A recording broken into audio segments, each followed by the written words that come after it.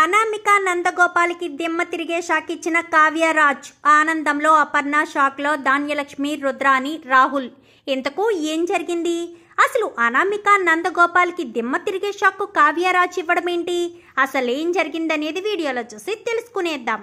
Brahmamudi upcoming ఎపిసోడ్స్లో ఏం జరగబోతుందో ముందుగా తెలుసుకోవాలి అనుకుంటే వీడియోని లైక్ చేయండి, ఛానల్ని సబ్స్క్రైబ్ చేసుకోండి, పక్కనే ఉన్న బెల్ సింబల్లో ఆల్ పై క్లిక్ చేయండి. ఇలా చేయడం వల్ల అందరికంటే ముందుగా చూడవచ్చు. మొత్తం మీరు చూసుకున్నట్లయితే ఇంకా రాజ్, కావ్య ఇద్దరు కూడా చాలా ఒకరికొకరు సపోర్ట్ చేసుకుంటూ ఆఫీస్లో వర్క్ని, అటు ఇంటి దగ్గరికి వచ్చే ప్రాబ్లమ్స్ని రెండింటిని బ్యాలెన్స్ చేసుకుంటూ వర్క్ చేస్తూ ఉంటారు. ఎందుకంటే అటు సీతారామయ్య గారు ఇచ్చిన 100 కోట్లకి షూరిటీ నిలబెట్టుకోవాలని ఆయన మాట ఇచ్చిన తన ఫ్రెండు లేకపోయినా కానీ సీతారామయ్య గారు ఇచ్చిన మాటను మాత్రం నిలబెట్టి తీరాలని కావ్యరాజులు అహర్నిశలు కష్టపడుతూ ఉంటారు. ఇంకా అలాగే ప్రాజెక్టుల మీద ప్రాజెక్టులు చేయడం అస్సలు ఖాళీ లేకుండా బాగా కష్టపడుతూ ఉంటారు. ఇంకా అలాంటి సమయంలోనే రాజ్కైతే ఫోన్ చేస్తాడు ఇన్స్పెక్టర్. రాజ్, మనం చాలా పెద్ద మిస్టేక్ చేశామని చెప్పాను, కానీ ఏం జరిగింది అనగానే ఆ నందగోపాలు ఫారిన్ వెళ్ళిపోయాడని అందరినీ నమ్మించాడు. నిజానికి వాడు ఫారిన్ వెళ్ళలేదు, ఇండియాలోనే, అది హైదరాబాద్లోనే ఉన్నాడు అని చెప్పనేసరికి ఏంటి, ఏం మాట్లాడుతున్నారు మీరు అని చెప్పాను. కానీ నిజం, ఇండియాలోనే ఉన్నాడు, హైదరాబాద్లోనే ఉన్నాడని పక్కా ఇన్ఫర్మేషన్ ఉంది.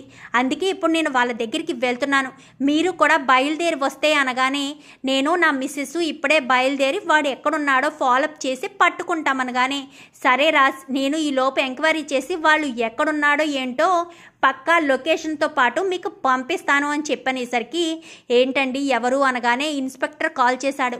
ఆ నందగోపాల్ ఫారిన్ వెళ్ళిపోలేదంట, హైదరాబాద్లోనే ఉన్నాడంట, అడ్రస్ మనకి సెండ్ చేస్తానన్నాడు, పద ఈ వర్క్ అంతా పక్కన పెట్టి ముందు వాడిని పట్టుకోవాలి అనగానే సరే పద అని బయలుదేరతారు. ఇంకా నందగోపాలు ఇటు అనామిక ఇద్దరు మాట్లాడుకుంటారు.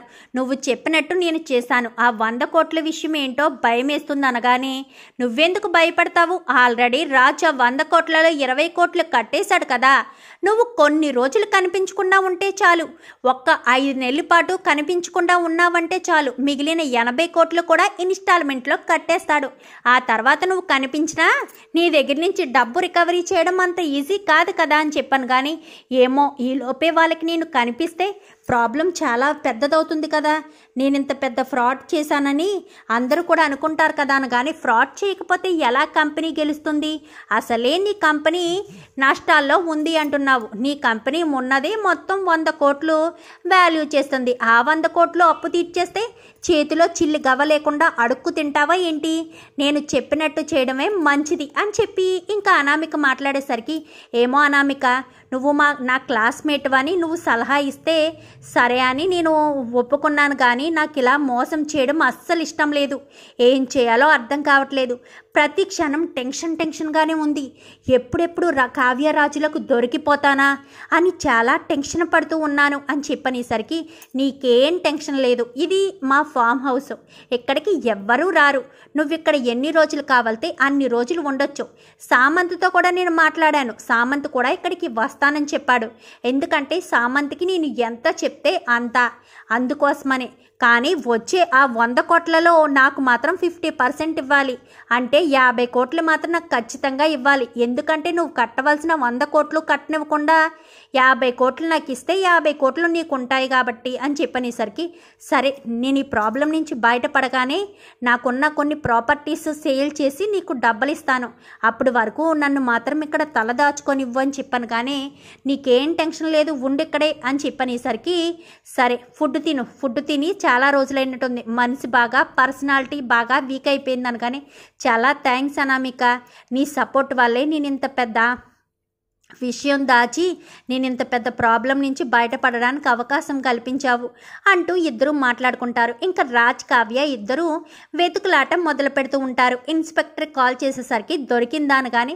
కరెక్ట్ లొకేషన్ అయితే దొరకలేదు, చూస్తున్నాము అని చెప్పనేసరికి ఈలోపు మళ్ళీ రాజ్కి ఫోన్ వస్తుంది. వాడు ఫ్రెండ్ ఒకడు దొరికాడు, వాడు ఇక్కడే ఉన్నాడంట, ఎక్కడున్నాడో చెప్తాను, వాడు ఫోన్ నుంచి వాడికి ఫోన్ చేయించి నీకు కరెక్ట్ ఇన్ఫర్మేషన్ ఇప్పిస్తానని చెప్పి ఇంకా ఇంతకుముందు నందగోపాల్కి ఫోన్ చేసి రాజు వాళ్ళు వస్తున్నారని చెప్పిన వాడి చేతే ఫోన్ చేస్తాడు. ఒరే ఎక్కడున్నావురా, సేఫ్ ప్లేస్లోనే కదా ఉన్నావు అనగాని నేను సేఫ్గానే ఉన్నాను, చాలా థ్యాంక్స్ రా. ఇంతకు ముందు రాజు ఎక్కడికి వచ్చేస్తున్నాడని చెప్పావు కాబట్టి అక్కడి నుంచి ఇక్కడికి వచ్చేసాను. నా ఫ్రెండ్ది అనామిక వాళ్ళది ఫామ్ హౌస్ ఉంది, ఫామ్ హౌస్ దగ్గరికి వెళ్ళాను అని చెప్పనేసరికి ఓకే ఓకే జాగ్రత్తగా ఉండు అని చెప్పి ఫోన్ పెట్టేస్తాడు.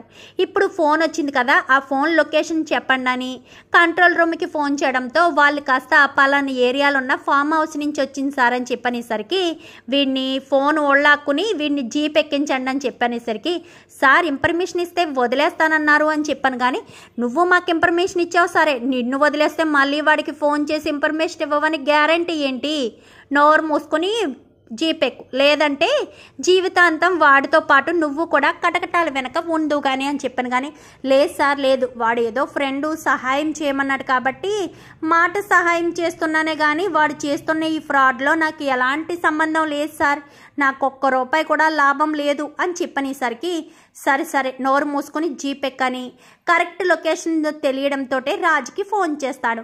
ఫోన్ చేసేసరికి ఏంట్రా ఎక్కడా తెలిసిందాను కానీ తెలిసింది రాజ్, పలానా ఏరియాలో ఉన్న ఫామ్ హౌస్లో అని చెప్పనేసరికి సరేనని మీరు ఇటు నుంచి వచ్చేయండి నేను అటు నుంచి వచ్చేస్తానని చెప్పి వాళ్ళు బయలుదేరతారు.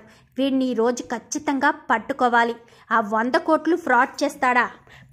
తాతయ్య గారు ఎంతో నమ్మకంతో వాళ్ళ తాతయ్య గారి మీద నమ్మకంతో షూరిటీ సంతకం పెట్టినందుకు వాళ్ళ నమ్మకాన్ని బొమ్ము చేస్తాడా అంటూ ఇంకా కావ్య చాలా కోపంగా ఉంటుంది. చాలా ఫ్రస్ట్రేషన్లో ఉన్నట్టున్నావు కళావతి అనగాని కాదా, ఇంట్లో వాళ్ళంతా కూడా ఎంత తిట్టుకుని ఉంటున్నారు నన్ను, ప్రతి రూపాయికి ముడివేస్తున్నానని ప్రతి దానికి గొడవలు పడుతూనే ఉన్నారు కదా. ఇది ఒకందుకు మంచిదే కదా కావ్య, ఎందుకంటే ఖర్చులు తగ్గితేనే కదా మనకొచ్చే ఆదాయం కూడా నిలబడుతుంది. ఇష్టం వచ్చినట్టు ఎవరికి నచ్చినట్టు లక్షలు ఖర్చు పెట్టుకుంటే ఎలా కుదురుతుంది? లక్షలు ఖర్చు పెట్టేసుకుంటే కొండలు కూడా కరిగిపోవా ఏంటి అని చెప్పనేసరికి మీరు చెప్పింది కరెక్టే అని ఇంకా అందరు కూడా అక్కడికి వెళ్తారు. ఇన్స్పెక్టర్ వీళ్ళు అక్కడికి వెళ్ళేసరికి ఇంకా ఫామ్ హౌస్ చుట్టూ కూడా పోలీసుని బందోబస్తు కింద పెట్టేస్తారు. కావ్య, రాజ్, ఇన్స్పెక్టర్ ఇంకా ముగ్గురు కూడా లోపలికి వెళ్తారు. లోపలికి వెళ్ళేసరికి లోపల హాల్లో ఇద్దరు కూర్చుని మాట్లాడుకుంటూ ఉంటారు. ఎందుకంటే అనామిక చాలా ధైర్యంగా ఉంటుంది. ఇక్కడ ఈ ఫామ్ హౌస్లో ఉంటున్నామన్న విషయం ఎవరికీ తెలియదు, ఇక్కడికి ఎవరి మూడో కంటివాడు రాడు అని చాలా ధైర్యంగా ఉన్న అనామిక కాస్త ఏంటి అనామిక నువ్వేనా ఇతనికి షెల్టర్ ఇచ్చావు, లేక ఇందులో కూడా నీది భాగముందా? ఖచ్చితంగా ఉండే ఉంటుంది, డబ్బు వస్తుందంటే నువ్వు ఏం చేయడానికైనా సిద్ధపడిపోతావు కదా. చిచి నీది ఒక జన్మేనా అనగానే కావ్య అనగానే నోరు మూసేవే, వీడు ఎంత ఫ్రాడో నీకు తెలుసా? నమ్మించి మోసం చేసి గొంతులు కోసే రకం వీడు. అలాంటిది వీడికి నువ్వు సపోర్ట్గా ఉన్నావా? ముందు నిన్ను తన్నాలి అంటూ వెంటనే వెళ్ళి అనామిక చెంప చెల్లుమనిపించడంతో నందగోపాల్ కాస్త పారిపోవడానికి ప్రయత్నిస్తాడు. వెంటనే రాజు వాడి కాలర్ పట్టుకుని ఆ చెంప ఈ చెంప వాయగొడతాడు. మీ తాతయ్య గారికి మా తాతయ్య గారు షూరిటీ సంతకం పెట్టారు, వాళ్ళిద్దరి మధ్య ఎంత మంచి స్నేహం ఉంటే అంత 100 కోట్లకి షూరిటీ సంతకం పెడతారు, అలాంటిది ఆయన నమ్మకాన్ని వమ్ము చేస్తావా? ఇదేదో నువ్వే సంపాదించినట్టు చెప్తావెందుకు?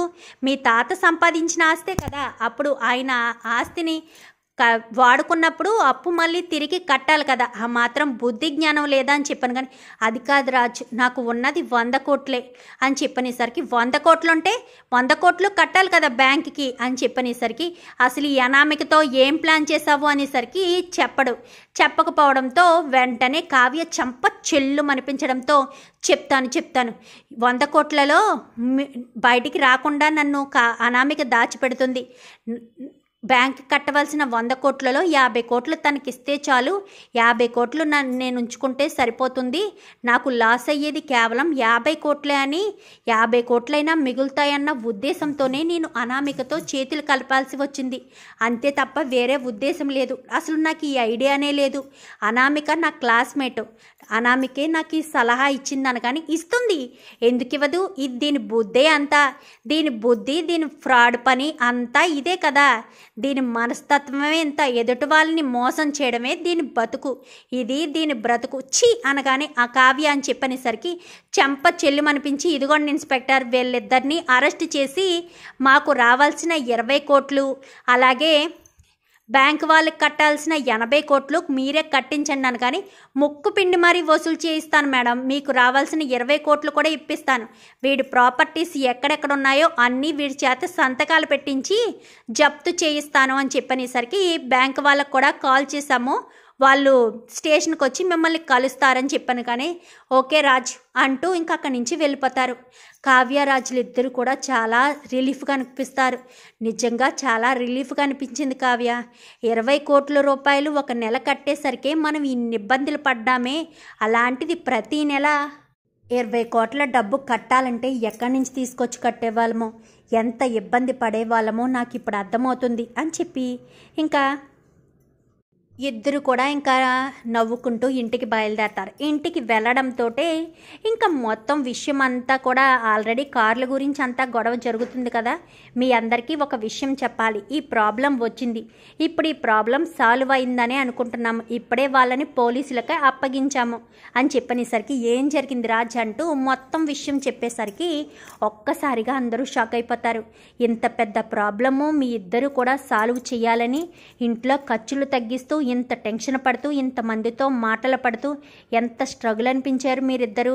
భార్యాభర్తలంటే ఇలానే ఉండాలి, ఎప్పుడు ఒకరికొకరు సపోర్ట్గా ఉంటూ ఎలాంటి కష్టం వచ్చినా కానీ నేనున్నాను అంటూ ఒకరికొకరు తోడుగా ఉండాలి, అదే భార్యాభర్తల బంధం అంటే.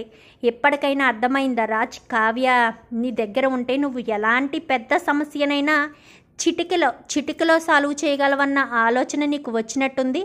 కావ్యతో సావాసం నీకు అలానే ఉంటుంది.